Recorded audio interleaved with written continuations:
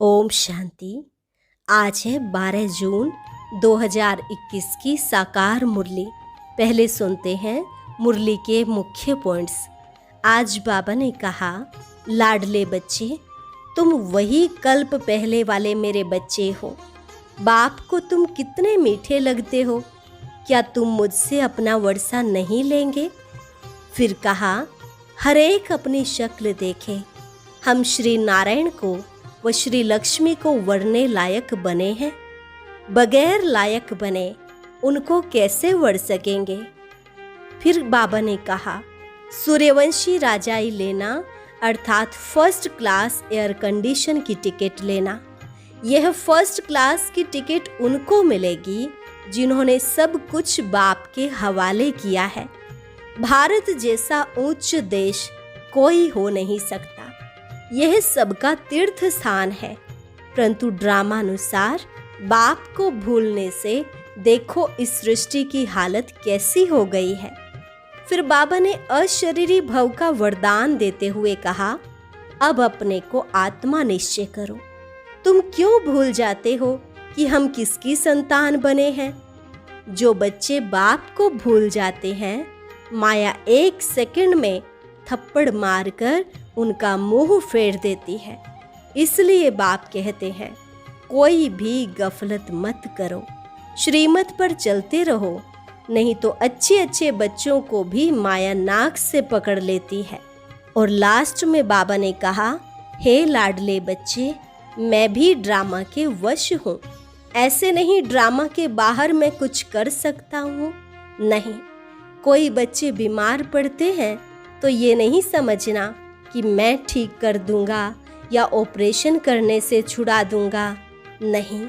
कर्म भोग तो सबको भोगना ही है। अब सुनते हैं महावाक्यों को विस्तार से। मुरली का सार, सूर्यवंशी राज्य पद लेने के लिए अपना सब कुछ बाप पर स्वाहा करो।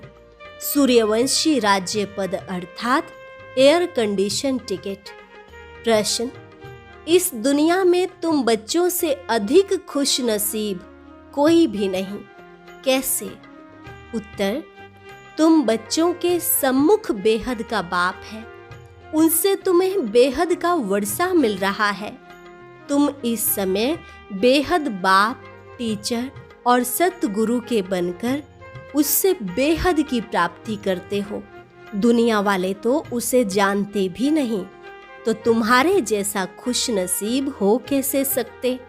गीत, बड़ा खुश नसीब है जिसे तू नसीब है।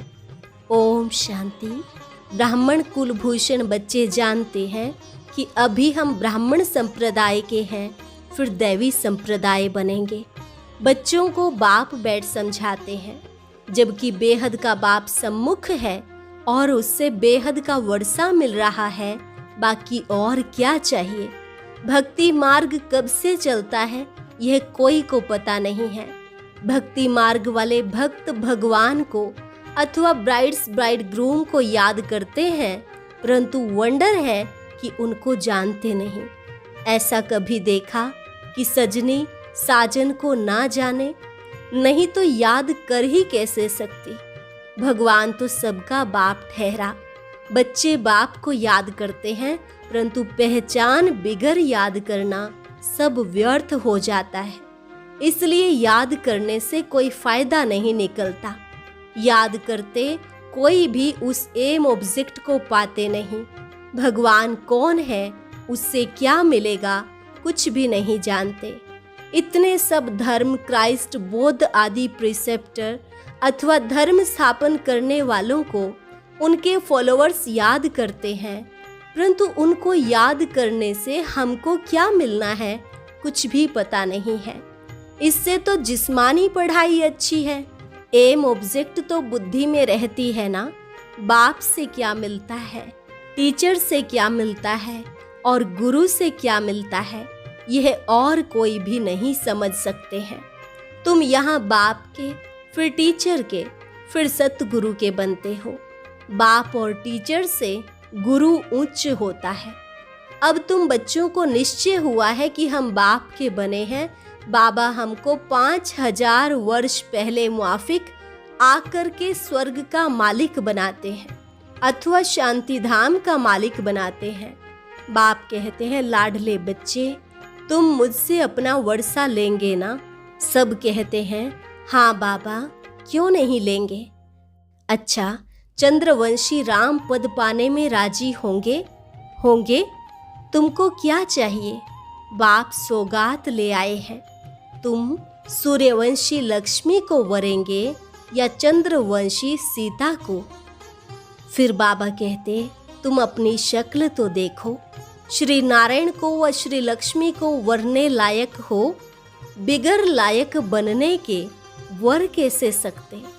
अब बाप बैठ समझाते हैं, हो बहू, जैसे कल्प पहले समझाया था फिर से समझा रहे हैं।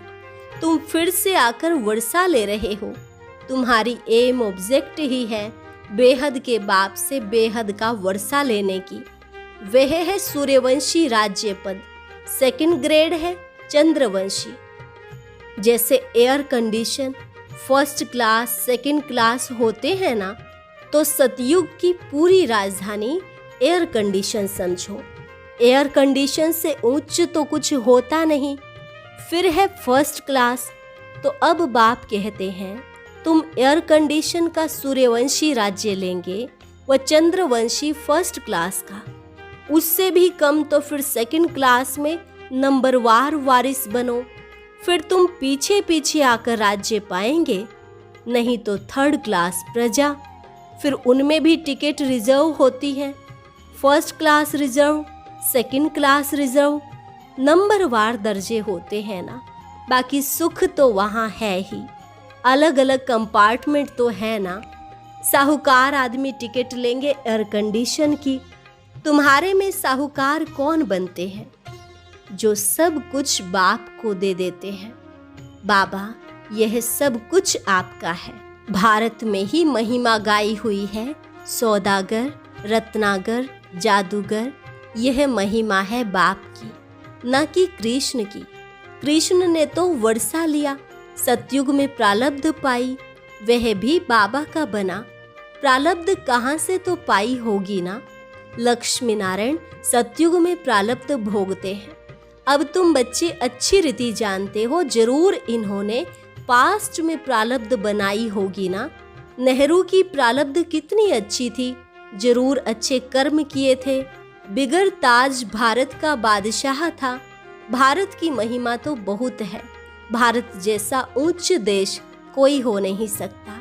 भारत परमपिता परमात्मा का बर्थ प्लेस है। यह राज कोई की बुद्धि में नहीं बैठता।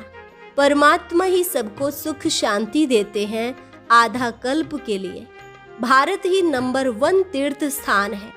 परंतु ड्रामानुसार एक बाप को भूलने से सृष्टि की हालत कैसी हो गई है। इसलिए शिव बाबा फिर से आते हैं। निमित्त तो कोई बनते हैं ना।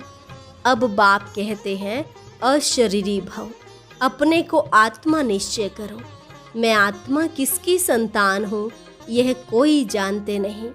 वंडर है ना, कहते भी हैं, ओ गॉड फादर रहम करो। शिव जयंती भी मनाते हैं, परंतु वह कब आए थे कोई को पता नहीं। और यह है 5000 वर्ष की बात।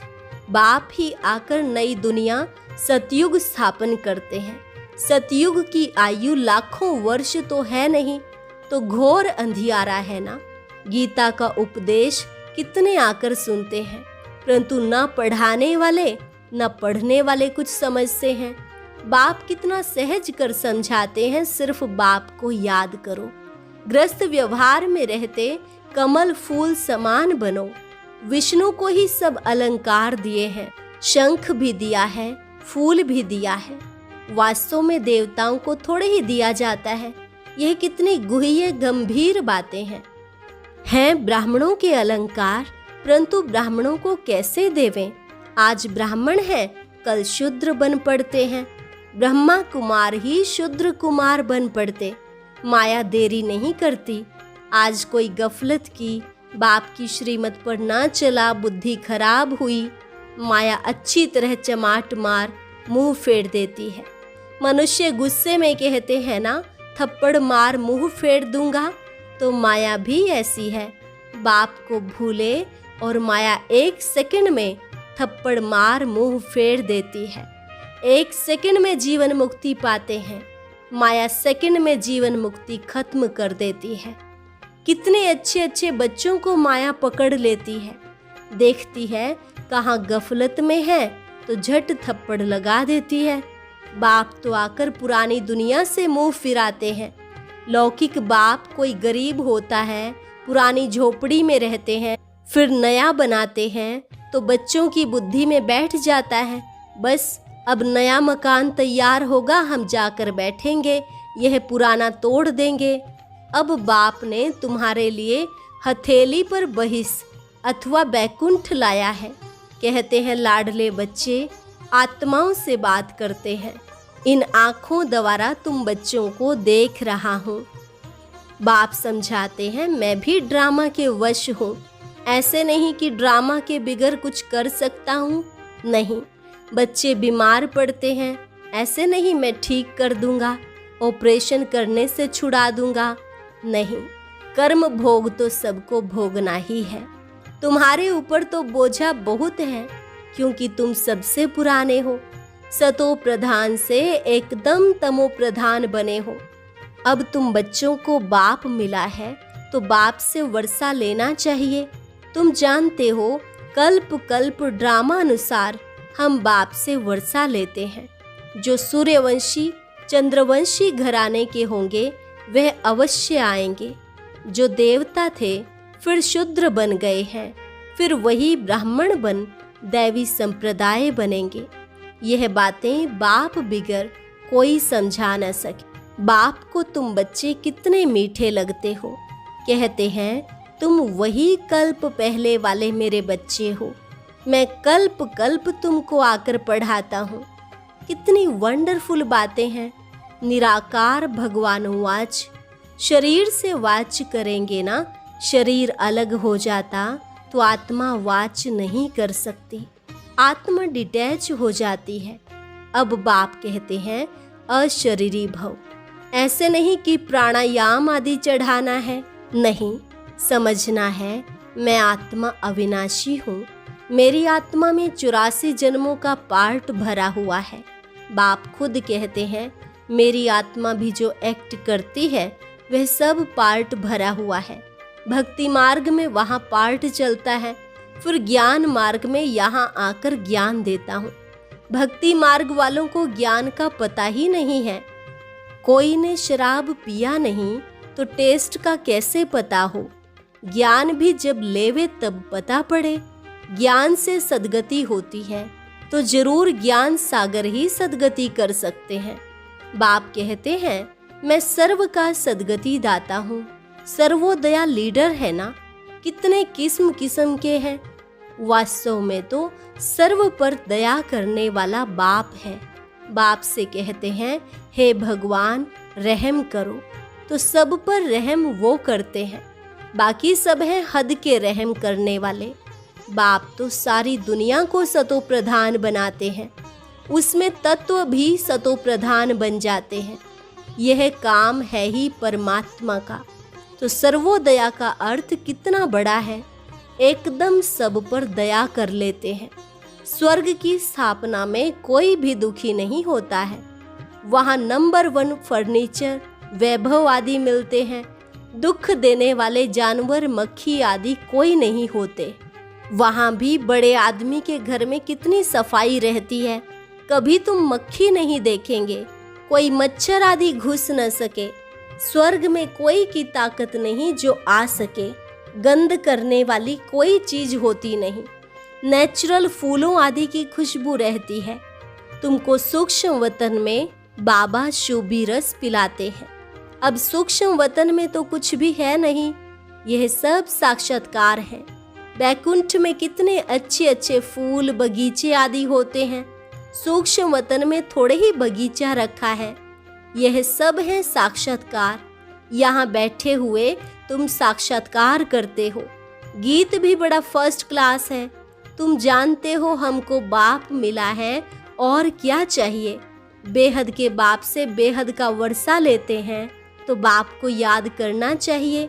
बाप की मत मशहूर है, श्रीमत से हम श्रेष्ठ ते श्रेष्ठ बनेंगे, बाकी है सबकी आसुरी मत।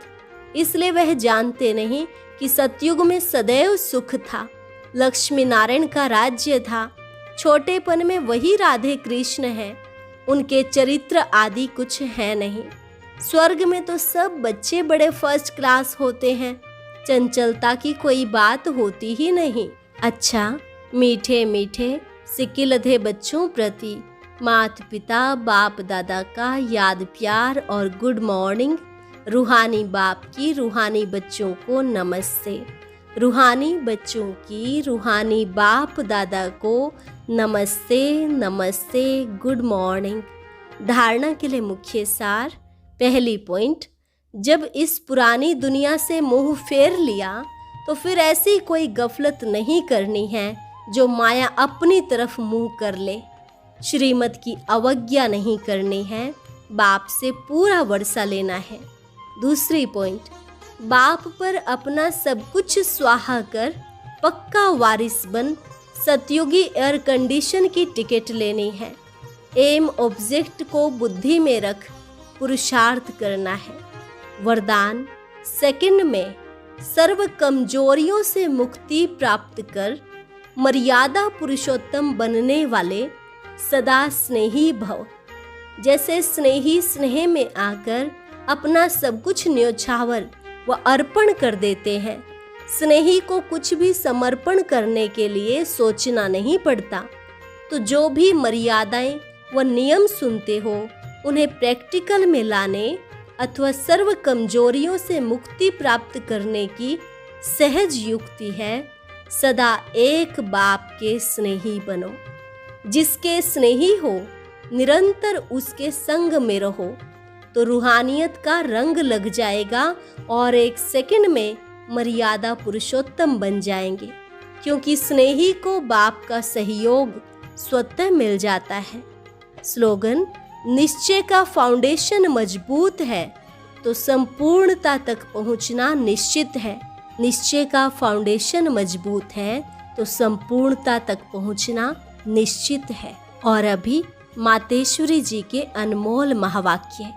मनुष्य लोक, देवलोक, भूत प्रेतों की दुनिया का विस्तार। बहुत मनुष्य प्रश्न पूछते हैं, यह जो अशुद्ध जीव आत्माएं जिनको घोस्ट कहा जाता है, यह सच है या कल्पना है अथवा वहम है? उस पर आज स्पष्ट समझाया जाता है कि मनुष्य आत्मा जब विकर्म करती है तो उनको अनेक प्रकार से सजाएं भोगनी अवश्य पड़ती है, और भोगनी भी मनुष्य जन्म में है, ना कि जानवर, पंछी और पशु योनि में। मनुष्य मनुष्य ही बनता है। मनुष्य आत्मा अलग है और जानवरों की आत्मा अलग है। मनुष्य कभी जानवर नहीं बनता और ना जानवर कभी मनुष्य बन सकता है।